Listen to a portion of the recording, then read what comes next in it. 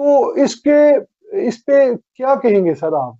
बदकिस्मती है कि पाकिस्तान की जो फौज है उसके आर्मी चीफ को आप इस तरीके से बैरून मुल्क सोशल मीडिया के लोग जो मुख्तलिफ किस्म के हैं, जिसमें मुख्तलिफ ममालिक जो गैर पाकिस्तान दुश्मन ममालिक हैं, वो लोग भी एक्टिव हैं।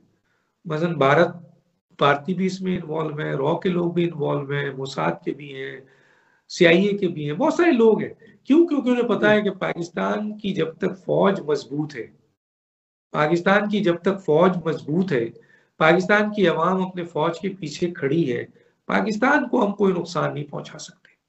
चाहे अभी भी पाकिस्तान को हम कई तरीके से मुश्किलात में ढाल रहे हैं, उसको मुआशी तौर पर, सियासी तौर पर, समाजी तौर पर, इखलाकी तौर पर नुकसान पहुंचा रहे हैं, लेकिन बराह रास्त पाकिस्तान को नुकसान उस वक्त तक नहीं पहुंचेगा जब तक पाकिस्तान की फौज और अवाम के दरमियान नफरत पैदा न कर दी जाए। और इसके लिए हमारे लोग इस्तेमाल हो रहे हैं, हमारे लोग इस्तेमाल हो रहे हैं।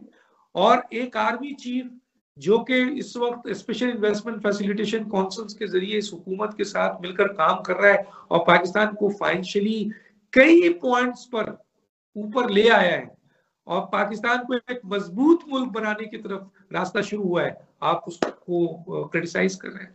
इख्तलाफ हो सकते हैं, पसंद और नापसंद हो सकता है, लेकिन जो लोग तज़हीक कर रहे हैं, जो लोग पर्सनल एजेंडे पे हैं, उनका एजेंडा आर्मी चीफ नहीं है, उनका एजेंडा पाक फौज है और पाकिस्तान है।